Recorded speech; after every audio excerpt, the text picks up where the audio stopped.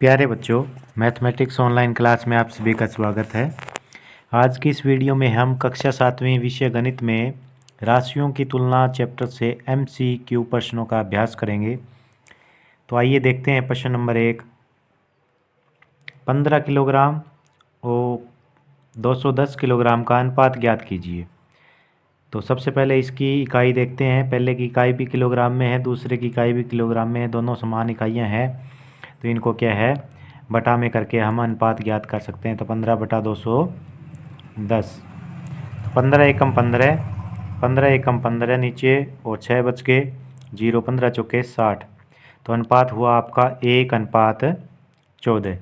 तो right answer आपका 2 number है। अगला प्रश्न देखते हैं। 9 मीटर और 27 मीटर में अनुपात ज्ञात करना है। तो इसकी इकाई भी मीटर में है, इसकी इकाई भी मीटर में, यानी कि एक ही इकाई समान इकाई है। तो 9 बटा 27, तो 9 एकम 9, 9 तिया 27। तो अनुपात हुआ आपका 1:3। तो आपका पहला उत्तर सही है। प्रश्न नंबर अगला देखते हैं। 30 दिनों का 36 दिनों से अनुपात ज्ञात कीजिए। तो दोनों की इकाइयाँ दिनों में है, तो 30 बटा 36 क्या हो जाएगा, अनुपात हो जाएगा। 6 पे कैंसिल होते हैं दोनों, 6 पंजे 30 और 6 छीके 36। तो 5 बटा 6 क्या है, आपका अनुपात है 5:6। तो ये आपका उत्तर नंबर 3 सही है। अगला प्रश्न देखते हैं। 15 किलोग्राम और 210 ग्राम। अब इसमें इकाइयाँ देखो, पहले की इकाई किलोग्राम में है, दूसरे की इकाई ग्राम में है। तो इसलिए अनुपात ज्ञात करने से पहले इनकी इकाइयाँ समान करते हैं। तो किलोग्राम के ग्राम बना लेते हैं। 1 किलोग्राम में 1000 ग्राम होते हैं। तो 15 किलोग्राम बराबर कितने होंगे, 1000 से गुना करने पर 15,000 ग्राम बन गए अब ये। और दूसरे हैं 210 ग्राम, यानी अब इकाइयाँ क्या होगी इनकी, बराबर होगी। अब हम इनके अनुपात ज्ञात कर सकते हैं। 0 से 0 कैंसिल होगी और आगे क्या है, इसको हम 3 पे कैंसिल करेंगे। 3 पंजे 15, 2 0 की 2 0 और 3 सत्ता 21। तो यानी कि 500:7 क्या है हमारा राइट आंसर होगा। अगला प्रश्न देखते हैं। हिना की ऊंचाई 50 सेंटीमीटर, अमित की ऊंचाई 100 सेंटीमीटर। दोनों की इकाइयाँ सेंटीमीटर में है, तो अनुपात आ जाएगा 50:100। तो 0 से 0 कैंसिल, 5 एकम 5 और 5 दूनी 10। तो यानी कि 1:2 आपका सही उत्तर होगा। अगला प्रश्न देखते हैं। एक बाल्टी में 4 लीटर पानी है, दूसरी बाल्टी में 5 लीटर पानी है, दोनों में अनुपात। तो अनुपात हो जाएगा, दोनों इकाइयाँ लीटर में है, एक समान इकाई है। तो 4/5 क्या है, यानी कि कैंसिल नहीं होगा ये आपस में। तो 4:5 क्या आपका सही उत्तर होगा। अगला प्रश्न देखते हैं। 10 ग्राम और 15 ग्राम, तो दोनों इकाइयाँ ग्राम में है।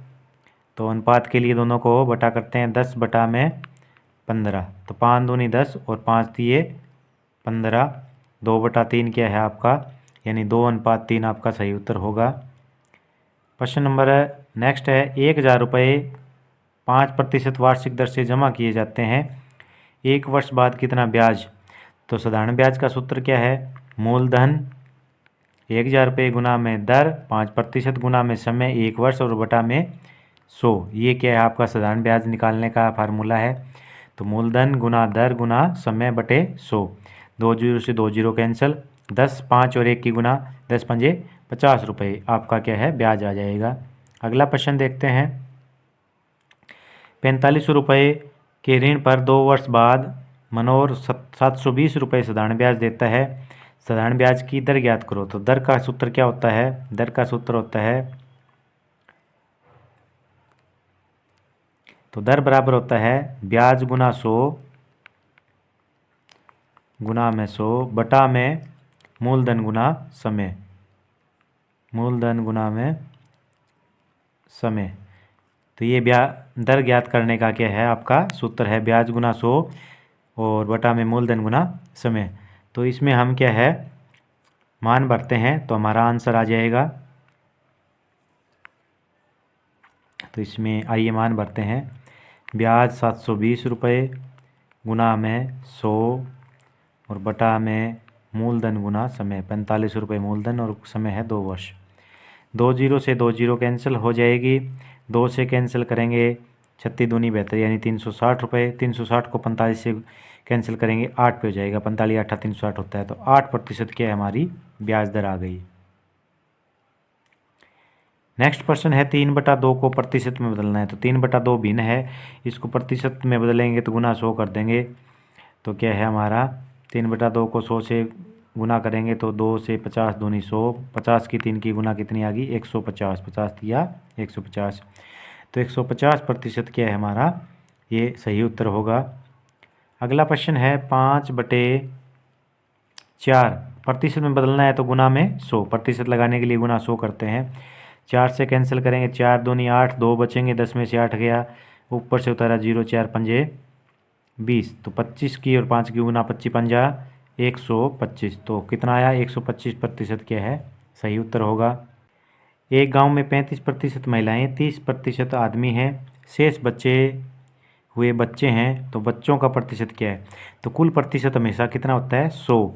इसमें से 35 महिला और 30 पुरुष है तो कितने हो गए 65।